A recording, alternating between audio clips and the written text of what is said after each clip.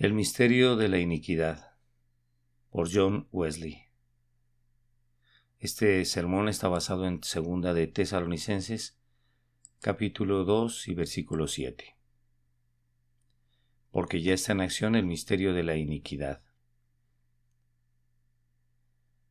Sin llegar a preguntarme hasta qué punto estas palabras podrían referirse a un hecho determinado dentro de la iglesia cristiana, me gustaría en esta oportunidad, partiendo de este versículo, reflexionar acerca de una importante pregunta. ¿De qué modo el misterio de la iniquidad ha estado activo entre nosotros hasta el punto de haber cubierto casi toda la tierra? Es verdad que Dios hizo al hombre recto, perfecto en santidad y felicidad, pero al rebelarse en contra de Dios, se destruyó a sí mismo, perdió el valor y la imagen de Dios, y se vio envuelto él y toda su posteridad en el pecado y el sufrimiento que éste provoca. Sin embargo, su misericordioso Creador no lo abandonó en este estado de desesperanza y desolación. Inmediatamente nombró a su Hijo amado, quien es el resplandor de su gloria y la imagen misma de su sustancia, para que sea el Salvador de toda persona, la propiciación por nuestros pecados, el gran médico quien por medio de su poderoso Espíritu curaría el mal en sus almas y les devolvería no solo el favor de Dios, sino la imagen de Dios, en la cual fueron creados. Este gran misterio de la piedad comenzó a actuar desde el mismo momento de la promesa original. De igual manera, el Cordero que fue inmolado desde el principio del mundo, según el designio de Dios, en el mismo momento su Espíritu purificador comenzó a renovar las almas de los seres humanos. Abel es un ejemplo incuestionable de esto cuando alcanzó testimonio de parte de Dios de que era justo, y a partir de entonces, cada vez que compartimos su misma fe, también compartimos su misma salvación. No solo somos devueltos al favor de Dios, sino a la imagen de Dios. Pero qué pequeño ha sido este grupo desde los tiempos más remotos. Tan pronto como los hijos de los hombres comenzaron a multiplicarse sobre la faz de la tierra, Dios miró desde el cielo y vio que la maldad de los hombres era mucha en la tierra, tanto que todo designio de los pensamientos del corazón de ellos era de continuo solamente el mal. Todo siguió sin cambiar hasta que Dios pronunció su terrible sentencia: raeré de sobre la faz de la tierra a los hombres que he creado. Pero Noé halló gracia ante los ojos del Señor, porque era un varón justo, perfecto en sus generaciones, por lo cual Dios lo libró, junto con su esposa, sus hijos y sus respectivas esposas, de la destrucción total, y uno podría imaginar que este pequeño remanente también sería perfecto en sus generaciones. Pues bien, nada más lejos de la verdad. Poco tiempo después de esta señal de redención, vemos como Cam, uno de los hijos de Noé, cae en pecado y recibe la maldición de su padre, y cómo continúa actuando el ministerio de la iniquidad después de esto, no solo en la descendencia de Cam, sino también en la de Jafet, no solo en la descendencia de Cam, sino también en la de Jafet y en la de Sem. La única excepción la encontramos en Abraham y su familia. ¿De qué manera obró aún en la descendencia de Abraham, en el pueblo escogido por Dios? ¿Acaso no fueron todos ellos, desde Moisés hasta David, desde Malaquías hasta Herodes el Grande, una generación contumaz y rebelde? Fueron una nación pecadora, pueblo cargado de maldad. Continuamente abandonaron al Señor y provocaron a ira al Santo de Israel. Sin embargo, no hay razón para creer que fueran peores que las naciones que los rodeaban, pueblos que vivían inmersos en toda clase de iniquidad y prácticas idolátricas. No tenían a Dios en ninguno de sus pensamientos, sino que cometían con avidez toda clase de impureza. Cuando se hubo cumplido el tiempo, cuando todo tipo de iniquidad, toda impureza e injusticia se habían extendido en todas las naciones y habían inundado toda la tierra, quiso Dios presentar un modelo opuesto por medio de su primogénito, a quien introdujo en el mundo. Ahora sí, uno podría confiar en que el ministerio de la santidad prevalecería por completo sobre el ministerio de la iniquidad. El Hijo de Dios sería luz para revelación a los gentiles y gloria de su pueblo Israel. Uno creería que todo Israel y toda la tierra Pronto se verían llenas de la gloria de Dios, pero nada de eso ocurrió. El misterio de la iniquidad prevaleció, cubriendo casi toda la superficie de la tierra. Cuán infinitamente pequeño el número de aquellos cuyas almas fueron sanadas por el propio Hijo de Dios. En aquellos días Pedro se levantó en medio de los hermanos, y los reunidos eran como 120 en número, pero aún estos habían sido sanados solo en parte. Poco tiempo atrás Pedro, su líder, se había mostrado tan débil en su fe, que todos los demás discípulos, si bien no llegaron como él a negar al Maestro, todos ellos dejándole huyeron. Esto pone en evidencia que el Espíritu Santo aún no había venido porque Jesús no había sido aún glorificado. Aconteció luego, después de que subió a lo alto, llevando cautiva la cautividad, que se cumplió la promesa del Padre tal como lo habían oído de él. Fue entonces que comenzó a actuar, mostrando que toda potestad le había sido dada en el cielo y en la tierra. Cuando llegó el día de Pentecostés, de repente vino del cielo un estruendo como de un viento recio, y se les aparecieron lenguas repartidas como de fuego, y fueron todos llenos del Espíritu Santo. Como consecuencia de esto, 3,000 almas recibieron la medicina para curar sus dolencias, y recuperaron el favor y la imagen de Dios, gracias a la predicación de Pedro. Y el Señor añadía cada día a la iglesia,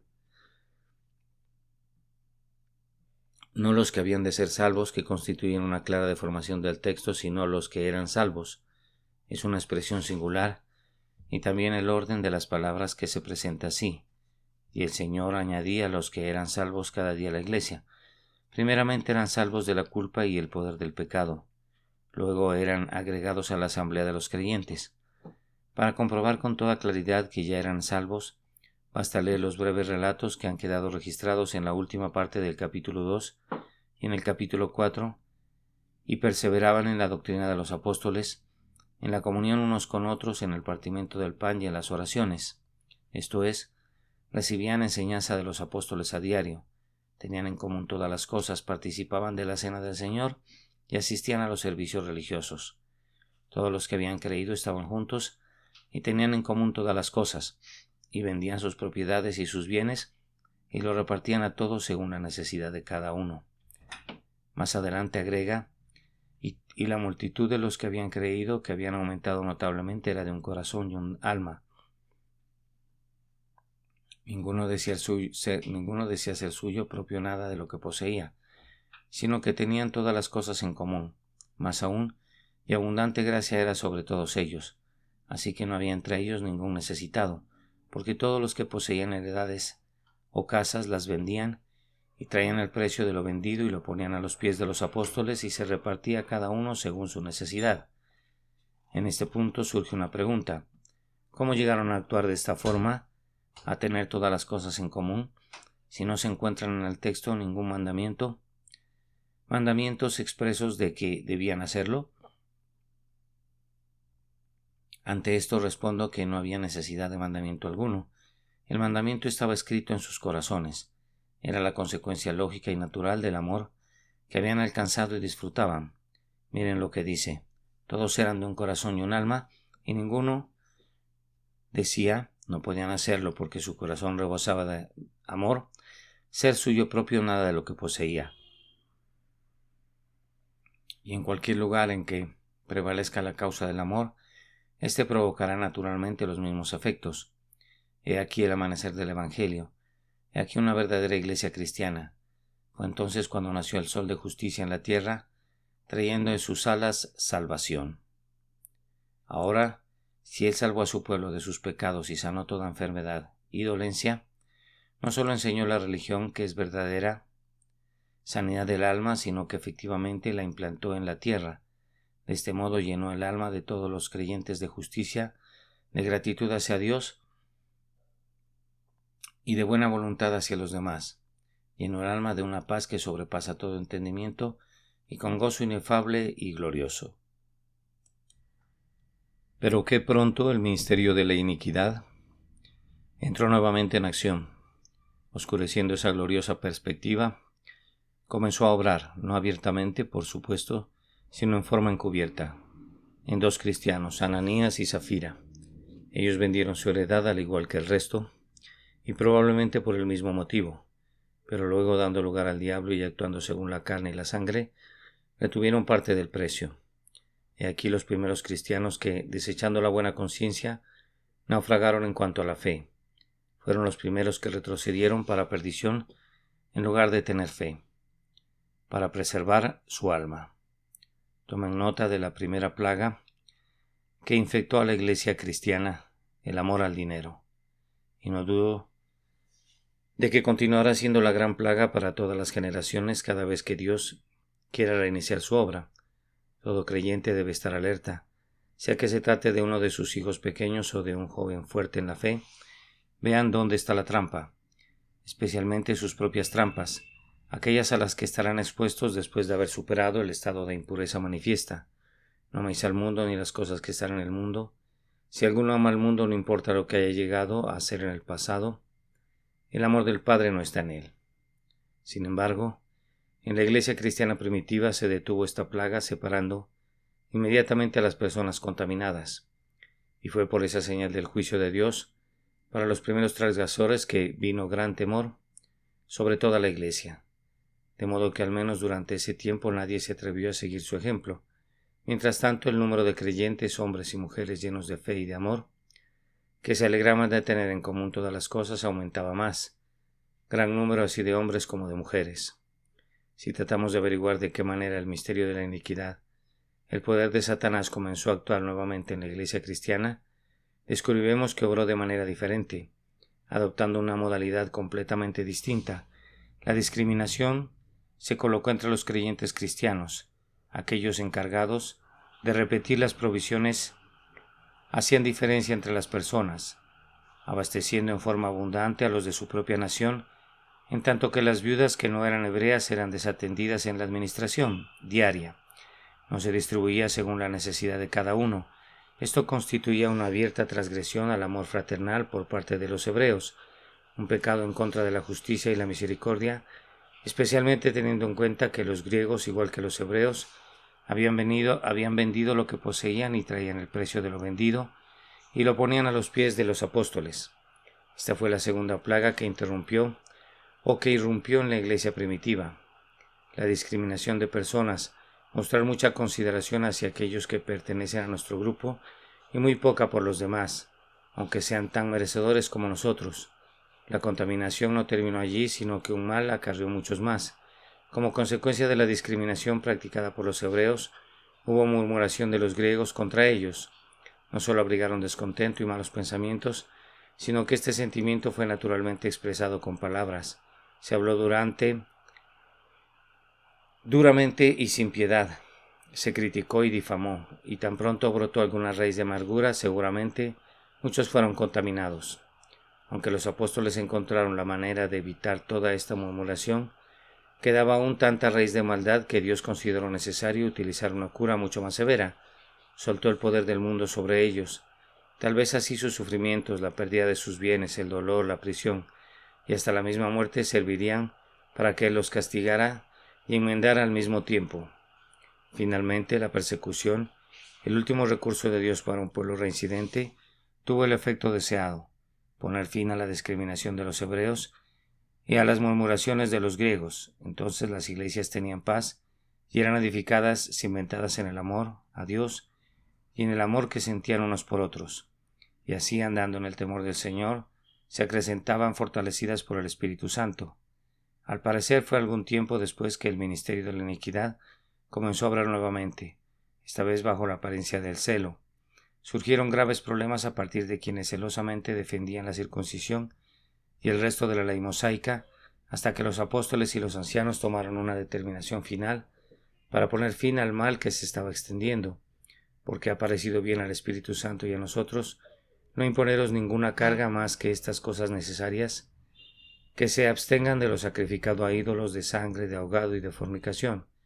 Sin embargo, no fue posible erradicar por completo este mal, sino que continuó presentándose una y otra vez, como lo muestra San Pablo en varios pasajes de sus epístolas, especialmente a los Gálatas. Al mismo tiempo, y en estrecha relación con esto, surgió otro lamentable mal en la Iglesia: la falta de tolerancia y, como consecuencia de ello, el enojo, las peleas, los conflictos y las discrepancias.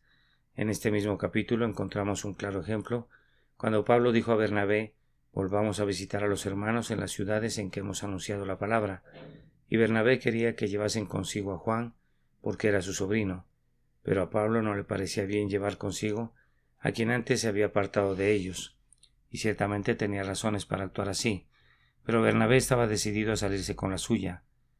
Cai e género paroximus, y hubo tal desacuerdo entre ellos.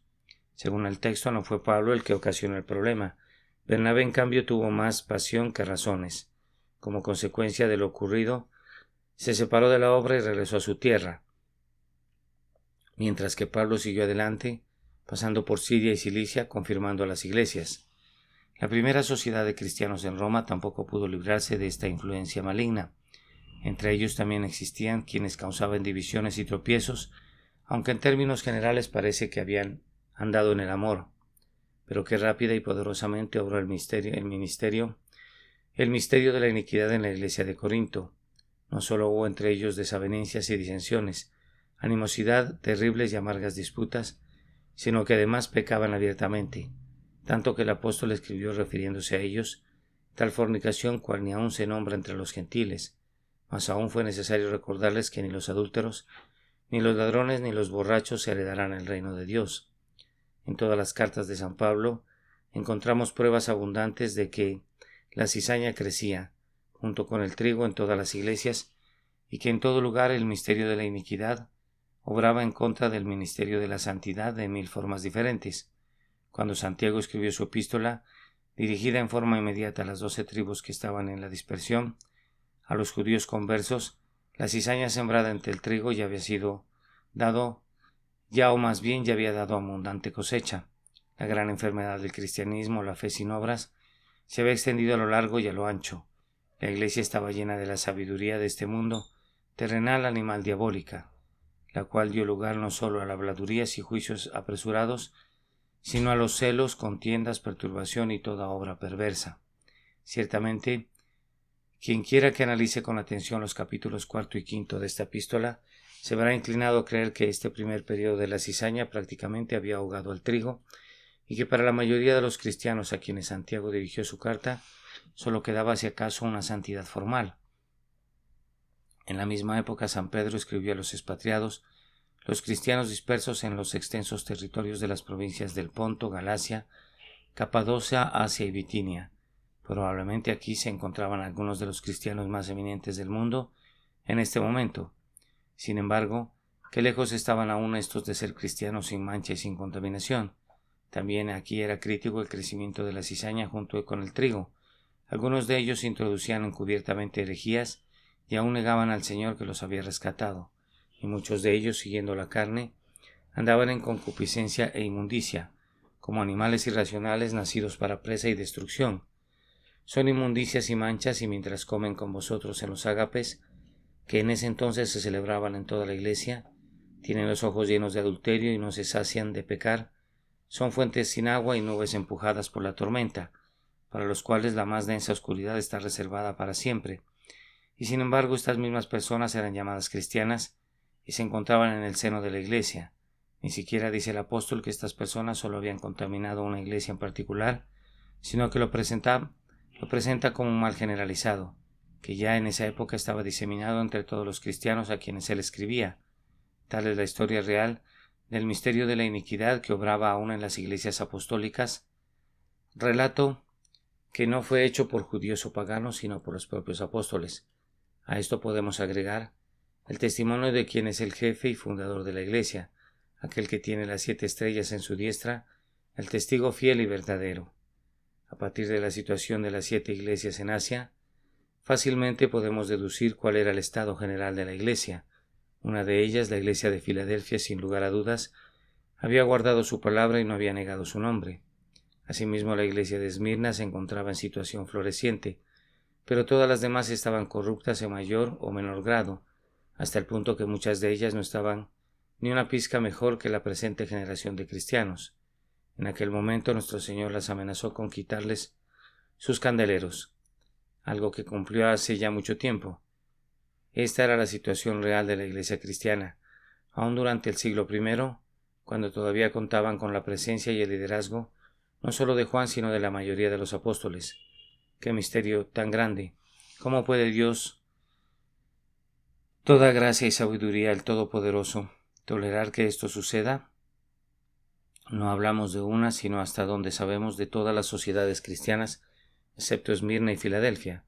¿Cómo llegaron a ser la excepción? ¿Por qué eran menos corruptas, para no ahondar en detalles, que las demás iglesias de Asia? Aparentemente porque eran menos adineradas. Los cristianos de Filadelfia no se habían enriquecido como los de Éfeso o la Odisea, y si los cristianos de Esmirna habían adquirido más riquezas, perdieron todo en la persecución, de modo que estos cristianos, al poseer menos bienes terrenales, retuvieron más de la sencillez y la pureza del Evangelio. El relato que presenta la escritura de los antiguos cristianos es absolutamente opuesto a lo que comúnmente creen las personas. Nos hemos sentido inclinados a imaginar que la iglesia primitiva era toda excelencia y perfección. Esta visión corresponde a la poderosa descripción que San Pedro toma de Moisés. Vosotros sois linaje escogido, real sacerdocio, nación santa, pueblo adquirido. Y así fue sin ninguna duda la primera iglesia cristiana, que comenzó el día de Pentecostés. Pero con qué rapidez el buen oro perdió su brillo, con qué rapidez el vino se mezcló con agua. No pasó mucho tiempo antes de que el Dios de este siglo recuperara hasta tal punto su imperio que en general apenas podía distinguirse a los cristianos de los paganos, excepto por sus opiniones y su forma de culto. Si el estado de la Iglesia durante el siglo I era tan malo, no podemos suponer que sería mejor en el segundo. Ciertamente las cosas empeoraron más y más. Tertuliano, uno de los cristianos más eminentes de esa época, nos ha dejado en varios de sus escritos una descripción de lo que ocurría. Por sus relatos sabemos que la religión interior auténtica era casi inexistente. Los cristianos eran exactamente iguales a sus vecinos paganos, no solo en cuanto a su naturaleza, el orgullo, la pasión y el amor por las cosas del mundo gobernaba a ambos por igual, sino en su estilo de vida y conducta. Dar testimonio fiel en contra de la corrupción generalizada de los cristianos parece haber sido lo que originó las críticas contra Montano y contra el propio Tertuliano, cuando éste manifestó estar convencido de que Montano estaba en lo cierto. En cuanto a la herejía atribuida a Montano, no es fácil descubrir en qué consistió. Personalmente creo que su gran herejía consistió en sostener que sin santidad interior y exterior nadie verá al Señor. Cipriano, obispo de Cartago, un testigo inobjetable desde todo punto de vista, que vivió aproximadamente a mediados del siglo III, ha dejado numerosas cartas que contienen extensos y detallados relatos acerca de la situación de la Iglesia en aquel tiempo. Al leerlas, uno se sentiría inclinado a pensar que estaba leyendo una descripción del presente siglo. La generalidad de los laicos y de los clérigos desconocían hasta tal punto la religión verdadera y estaban tan inmersos en la ambición, la envidia, la codicia, el lujo y toda clase de vicios, que los cristianos de África de aquel entonces eran exactamente iguales a los cristianos de Inglaterra en el presente. Es cierto que durante toda esta etapa, durante los 3 primeros siglos, hubo periodos más cortos o más breves en que el verdadero cristianismo revivió. En estos periodos la justicia y la misericordia de Dios no impidieron que los paganos persiguieran a los cristianos, y muchos de ellos debieron resistir hasta la muerte. Y la sangre de los mártires fue la simiente de la Iglesia. Se recuperó el espíritu apostólico, y había muchos que no estimaban preciosa su vida para sí mismos, con tal que acabaran la carrera con gozo. Muchos otros se vieron reducidos a una pobreza infeliz, y habiendo sido despojados de las cosas que tanto habían amado, recordaron de dónde habían caído y se arrepintieron e hicieron las primeras obras. La persecución nunca logró herir de manera definitiva el cristianismo auténtico. La herida más grave que jamás recibió fue el tremendo golpe que le asestaron en la misma raíz de la religión verdadera, atacando ese amor sencillo, afable y paciente, que es a la vez la consumación y la esencia de la ley cristiana, y ese golpe le fue atestado por Constantino el Grande, cuando se llamó a sí mismo cristiano y volcó un mar de riquezas, de honor y de poder sobre los cristianos, particularmente sobre los clérigos. Entonces se cumplió en la Iglesia cristiana lo que Salusto dice de la gente de Roma: sublata imperi aemula non sensin se pracepiti cursu a virtubitus decitum ambitia transcursum. De igual manera, una vez que desapareció el temor de la persecución y la riqueza y el honor estuvieron al servicio de la profesión cristiana, los cristianos ya no se hundieron gradualmente, sino que se precipitaron de lleno hacia toda suerte de vicios. A partir de ese momento, el misterio de la iniquidad no estuvo más oculto, sino que se manifestó abiertamente a la luz del día. Fue entonces que la edad de hierro, no de oro, de la Iglesia comenzó. Podríamos decir acertadamente que Protinus irrupi ven periotis in habeum, omne nefas fugere pudor verunque fidesque incorum subiere locum, fraudesque dolesque, insidiaque et vis ed amor celestaro avendi. En esa era desdichada de inmediato surgieron toda clase de maldad y pecados mortales. La verdad, la modestia y el amor huyeron. El poder y la sed de oro se adjudicaron dominio universal. Y este es el acontecimiento que la mayoría de los expositores cristianos mencionan como un gran triunfo. Si algunos de ellos creen que a esto se refería el Apocalipsis cuando dice vi la nueva Jerusalén descender del cielo, más bien deberíamos decir que fue la venida de Satanás y todas sus legiones desde las profundidades del abismo. Vemos que a partir de ese momento él estableció su trono en toda la tierra y reinó por igual en el mundo cristiano y en el pagano, prácticamente sin restricción alguna.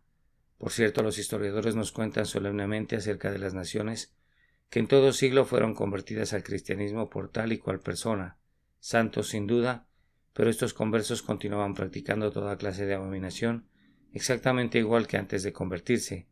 No se diferenciaban por su naturaleza o forma de vida de las naciones que todavía se llamaban paganas. Así fue la lamentable condición de la Iglesia cristiana desde el tiempo de Constantino hasta la Reforma. No existía una nación o una ciudad cristiana, según el modelo de las Escrituras, en lugar alguno. Por el contrario, toda ciudad y nación, con excepción de unos pocos individuos, estaba entregada a toda clase de maldad. ¿Hubo algún cambio desde la época de la Reforma? ¿Acaso el misterio de la iniquidad ha dejado de actuar en la Iglesia? No, en absoluto. Si nos referimos a la Reforma, esta no se ha extendido ni a un tercio de la Iglesia occidental. Esto significa que 2/3 permanecen en igual situación a la que estaban, y otro tanto ocurre con las iglesias del este, sur y norte. Están tan cargadas de abominaciones paganas o peores que paganas como lo habían estado antes. ¿Y cuál es la situación de las iglesias reformadas? Es verdad que la Reforma cambió su forma de pensar, al igual que sus formas de culto, pero ¿acaso su cambio no se limitó tan solo a esto? ¿O acaso reformaron su naturaleza o sus vidas? En modo alguno, ciertamente muchos de los reformadores se quejaron de que la reforma no fue llevada hasta las últimas consecuencias. ¿Qué querían decir con esto? Simplemente que la reforma de los ritos y ceremonias de la Iglesia no había sido lo bastante profunda. Insensatos y ciegos, solo prestan atención a las cuestiones circunstanciales de la religión. Debieran haberse quejado de que no llevara hasta las últimas consecuencias, de que no se llevara hasta las últimas consecuencias lo que hace a la esencia de la religión. Debieran haber insistido con vehemencia para que se diera un cambio total en la naturaleza y forma de vida de las personas. Insistir para que mostraran que tenían el mismo sentir que hubo en Cristo Jesús, andando como él anduvo. Sin esto, la reforma de las opiniones, de los ritos y ceremonias se convierte en algo exquisitamente superficial. Quien así lo desee puede indagar cuál es el estado actual del cristianismo en las regiones formadas de Suiza, en Alemania, o Francia, en Suecia, Dinamarca, Holanda, en Gran Bretaña e Irlanda. Estos cristianos reformados apenas llegan a ser mejores que las naciones paganas. ¿Acaso poseen un mayor grado? No mencionaré la comunión con Dios, aunque evidentemente sin ella no hay cristianismo de justicia, misericordia o verdad, que los habitantes de China o Indostán. No, no es así. Debemos reconocer con pena y vergüenza que estamos mucho peor que ellos. Nosotros, que tu nombre llevamos, sobrepasamos en pecados a los paganos, que no han sido bautizados. ¿No es esta la separación o apostasía que predijo San Pablo en su segunda epístola a los tesalonicenses? Por cierto, no me atrevería a decir con George Fox que esta apostasía es universal, que nunca hubo verdaderos cristianos en el mundo desde el tiempo de los apóstoles hasta hoy, pero sí podemos decir sin titubeos que donde quiera se extendió el cristianismo, también se extendió la apostasía. Tanto es así que aunque existían en el presente y siempre hayan existido personas que son verdaderos cristianos, nunca pudo verse en el mundo, ni podemos verlo hoy, una ciudad o una nación cristiana. A toda persona reflexiva que cree que las Escrituras son palabra de Dios, me gustaría preguntarle si no cree que esta apostasía general no conlleva la necesidad de una reforma general. Si no aceptamos esto, ¿cómo podemos justificar la sabiduría o la bondad de Dios? Según la Escritura, la religión cristiana estaba destinada a hacer sanidad de las naciones, para salvar del pecado mediante el segundo Adán a todos aquellos que fueron hechos pecadores por el primero.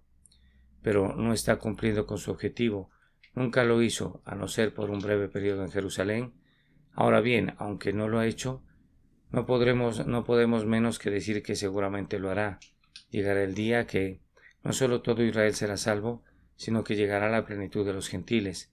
Se acerca el tiempo cuando nunca más se oirá en la tierra violencia, destrucción ni quebrantamiento en ningún territorio, sino que cada ciudad llamará a sus muros salvación y a sus puertas alabanza.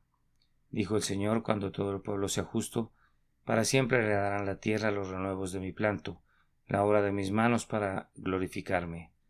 De lo expresado anteriormente podemos obtener la respuesta a una de las grandes objeciones que los infieles hacen al cristianismo, a saber, la forma de vida de los cristianos. Ustedes dicen de los cristianos, pero yo dudo que hayan conocido un cristiano en toda su vida. Cuando Tomo Chachi, el jefe indio, respondió a quienes le hablaron de ser cristiano: ¿cómo? ¿Así que son cristianos los que están en Savanaj? ¿Así que son cristianos los que están en Frederica? La respuesta correcta hubiera sido: no, no lo son. No son más cristianos que tú y Sinauki. ¿Y no son cristianos los que están en Canterbury, en Londres, en Westminster? No, no son más cristianos que lo que son ángeles. Nadie es cristiano excepto aquellos que tienen el mismo sentir que hubo en Cristo Jesús y que andan como él anduvo. Alguien muy sabio dijo: bueno, si así es un cristiano, aún no he visto alguno. Y yo le creo, seguro que nunca vio uno. Y yo lo creo, seguro que nunca vio uno. Y tal vez nunca llegue a verlo, ya que los tales no se encuentran entre los famosos y felices del mundo. Los pocos cristianos que hay en esta tierra solo se ven allí, donde ustedes nunca los buscan. Por tanto, nunca antes fue tan imperiosa esta advertencia. Nunca atribuyan al cristianismo la vida o la forma de comportarse de los paganos. Aunque se llamen cristianos, el nombre no implica la condición, están tan lejos de serlo como el cielo está del infierno. De esto podemos deducir, en segundo lugar, hasta dónde llegó la caída, la sorprendente extensión de la corrupción original. ¿Cómo? ¿Entre tantos miles, tantos millones no hay justo ni aun uno? Por naturaleza no lo hay, pero por la gracia de Dios no diré, como el poeta pagano: rari quipe boni numera vixun, todiden quod tevarum portaevel divisi ostia nili. Si entiendo que había sido demasiado lejos cuando supuso que había 100 hombres buenos en el Imperio Romano, vuelve en sí y afirma que existen solo 7. Aunque seguramente no era así, habría por lo menos 7,000. Otro tanto ocurrió con aquella pequeña nación, donde Eliseo pensó que no encontraría ninguna persona justa, y resultó que había muchísimas. Pero admitiendo que existen unas pocas excepciones, podemos decir con propiedad que el mundo entero está bajo el maligno. Sí, todo el mundo pagano sin duda, y también el así llamado cristiano, porque a excepción de ciertas señales exteriores que los diferencia, véanlo con sus propios ojos, observen lo que ocurre en la India, ese enorme país. Allí viven cristianos y paganos. ¿Quiénes tienen mayor justicia, misericordia y verdad? ¿Los cristianos o los paganos? ¿Quiénes son más corruptos, terribles y diabólicos en su manera de ser y en sus prácticas, los ingleses o los indios? ¿Quiénes han devastado naciones enteras y han atiborrado los ríos de cadáveres? Oh sagrado nombre de los cristianos, ¿cómo ha sido profanado? Tierra, tierra, tierra, ¿cómo sufres a causa de la maldad de los cristianos que te habitan? De lo expuesto anteriormente podemos deducir, en tercer lugar, hacia dónde nos conducen las riquezas, qué influencia perniciosa han ejercido sobre la religión pura y sin mancha en todas las edades. No es que el dinero sea malo en sí mismo, puede estar al servicio de propósitos buenos o malos por igual, pero es una verdad incuestionable que el amor al dinero es la raíz de todos los males, y que al poseer riqueza naturalmente hace crecer nuestro amor por ellas. Así lo expresa un antiguo dicho: cres amor numi, quantum ipsa pecunia cruci. Tanto como crece nuestra riqueza, crece nuestro amor por ella, y siempre será así si no obra el maligno de la gracia. Aunque probablemente haya otras causas concurrentes, esta ha sido la causa principal de corrupción de la religión auténtica en todas las edades. En cualquier lugar del mundo los cristianos se mantuvieron fieles a Dios mientras fueron pobres. cuando tenían muy pocas cosas terrenales. No amaban el mundo, pero cuántas cosas más tuvieron mayor fue su amor por ellas. Esto impulsó a aquel que tanto ama sus almas a dejar en libertad de acción a sus perseguidores, quienes al devolverlos nuevamente a su pobreza original, también los devolvieron a su pureza original.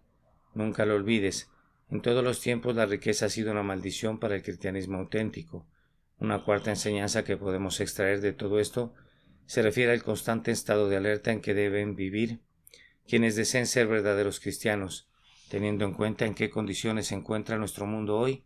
Ojalá que ellos no puedan decir fue enviado a un mundo de malvados, camino en tierra hostil rodeado de lobos rapaces. Veo al ser humano arrojarse sobre su presa como oso salvaje. Su peligrosidad radica en que generalmente no se presentan como lobos, sino que vienen vestidos de ovejas. Aun aquellos que no dicen ser religiosos pueden manifestarnos su buena voluntad, su disposición para servirnos y tal vez su consagración a la verdad y honestidad. Pero cuídense de tomar en serio sus palabras. No confíen en ninguna persona que no tema a Dios. Y aquí una gran verdad. Quien no teme a Dios no puede amar a los amigos. Por lo tanto, sean precavidos con cualquier persona que no busque sinceramente la salvación de su alma. Es necesario que guardemos nuestra boca con freno en tanto que los impíos estén delante de nosotros.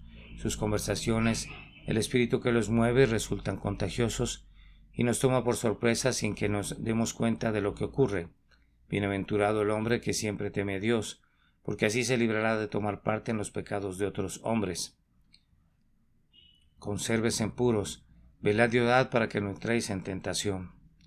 Por último, todo esto puede enseñarnos cuánta gratitud deben sentir aquellos que han logrado liberarse de la corrupción que reina en el mundo, aquellos a quienes Dios ha escogido para que sean santos y sin mancha, porque ¿quién te distingue? ¿O qué tienes que no hayas recibido? ¿No es Dios y solo Él el que en vosotros produce el querer como el hacer por su buena voluntad? Díganlo los redimidos del Señor, los que han redimido del poder del enemigo. Alabemos al Señor porque, gracias a Él, aunque vemos la terrible condición de todos cuantos nos rodean y la maldad que sobreabunda en la tierra, no somos arrastrados por la corriente. Vemos la corrupción generalizada que alcanza casi nivel universal. Sin embargo, no puede llegar a nosotros ni lastimarnos. Demos gracias a quien nos libró y nos librará de tan grande muerte. Y motivos de gratitud mayores aún tenemos, porque Dios nos ha dado el poder de consuelo y la bendición de la esperanza de saber que está cerca el tiempo, cuando la justicia, aunque sabemos que toda la creación gime a una, bajo el pecado de los seres humanos, nuestro consuelo es que no gemirá por siempre. Dios levantará y sostendrá su propia causa, y entonces toda la creación será redimida de la corrupción moral y natural. Ya no existirá el pecado ni el sufrimiento que provoca la santidad, y la felicidad cubrirán la tierra. Todos los términos de la tierra verán la salvación de nuestro Dios, y toda la humanidad conocerá, amará y servirá a Dios y reinará con Él para siempre. Amén. El misterio de la iniquidad, por John Wesley.